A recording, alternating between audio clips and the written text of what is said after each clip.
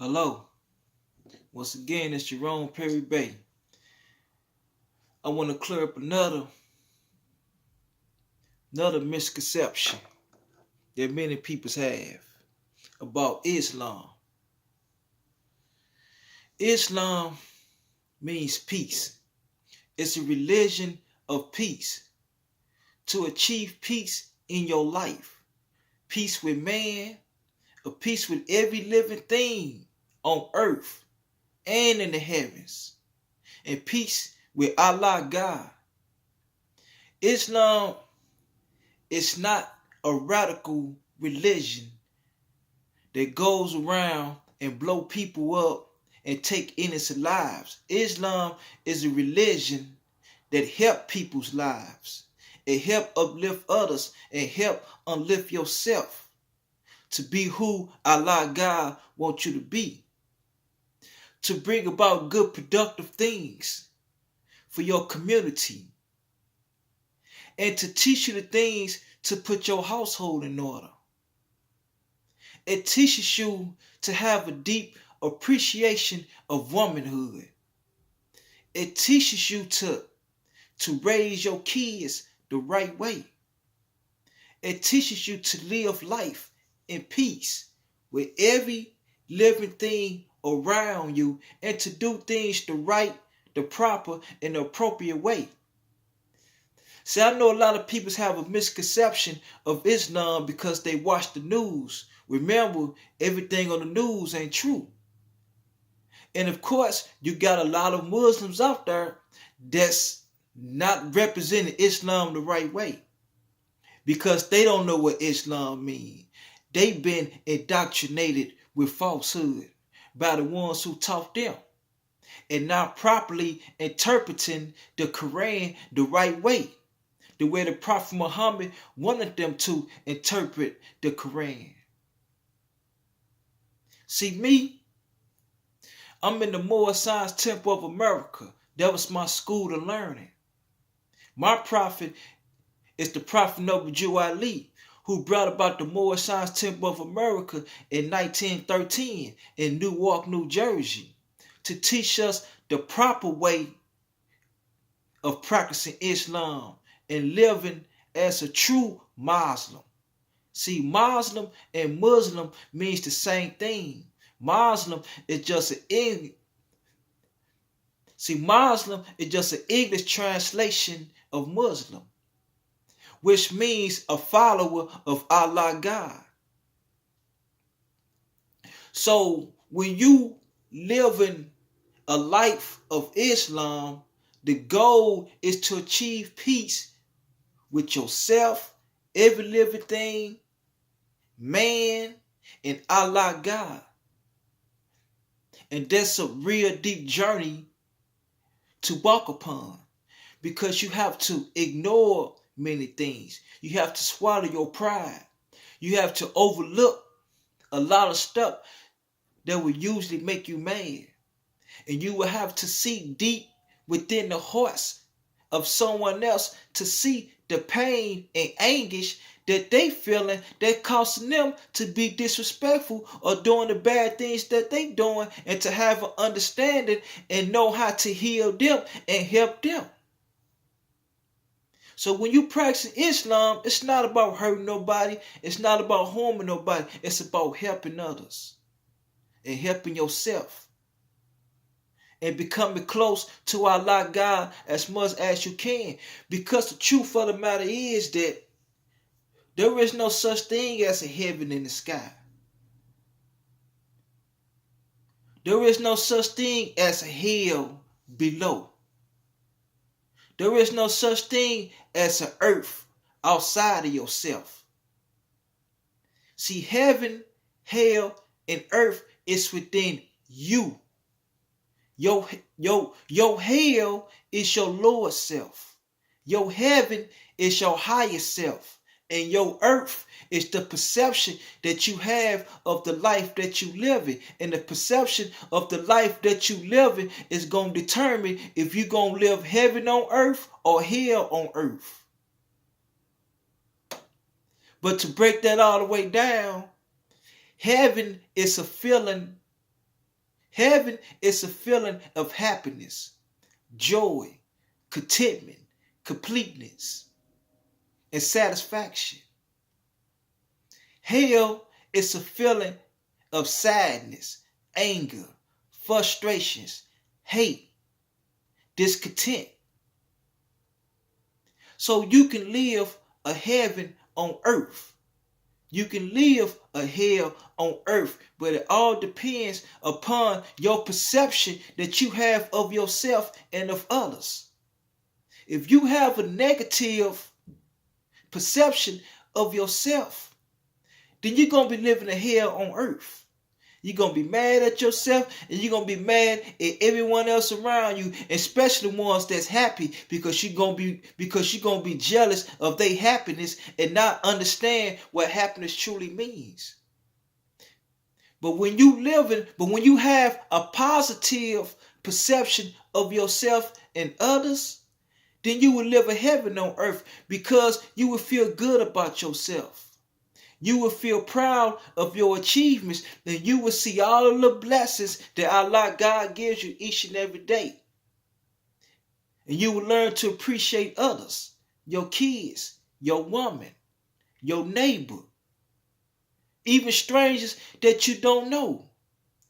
You will automatically look for the good in them. And the bad,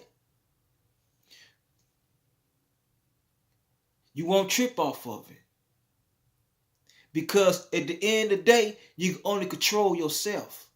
You are only in rulership of yourself. You can't rule nobody else but yourself. Once you control self, then your life will become a whole lot more better. You have to tame that lower self that within you. That lower self is your carnal nature.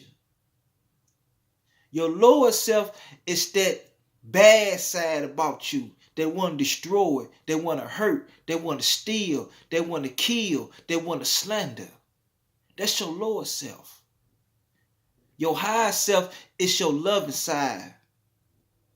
Your higher self makes you want to love, it makes you want to care, it makes you want to bind, harmonize, and connect with each and every body. And that goes all the way back to Islam. Islam teaches you to understand your lower self, to overcome your lower self in order to embrace your higher self, in order to be what Allah wants you to be. But first you got to understand what is your mission on this earth, and understand that this body is nothing but a vessel. This physical body is nothing but a vessel. It's a vehicle. It means nothing. You can't operate on this physical plane without the body. Without this body, your spirit would just float away. Your spirit is who you truly are. Man is not the body or the soul. Man is spirit. And spirit is a part of Allah God. Spirit, your spirit man is Allah's consciousness that been breathed into a physical flesh, a body, in order to operate on this earth. Of course, man has free will. And that free will allows us to make our own decisions. But Allah God didn't give us a free will in order to make bad and destructive decisions. He gave us free will to learn to do the right things. He gave us free will to learn to do good things and to overcome our lower self. Just because you have free will don't mean you have the right to step on others. Just because you have free will don't mean you have the right to hurt others. Because you will get punished for what you do. There's a such thing as karma. Karma ain't nothing but God's punishment, God's wrath. He gonna reward you for the good things that you do, but he gonna punish you for the bad things that you do. And just because your punishment don't come while you're here on earth, it's gonna come in the next lifetime. Because each and every one of us had lived more than one lifetime.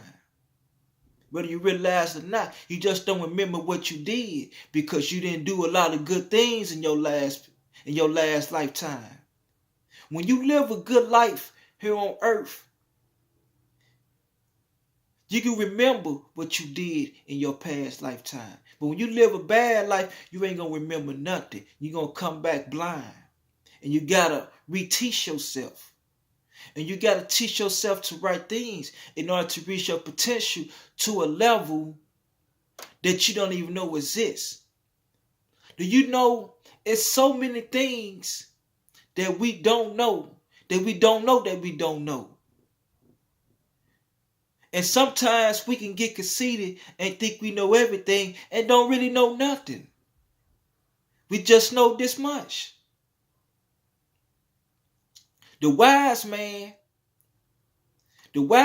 put his hands into the pool or a river and picked up a handful of pebbles and realized these ain't nothing but pebbles.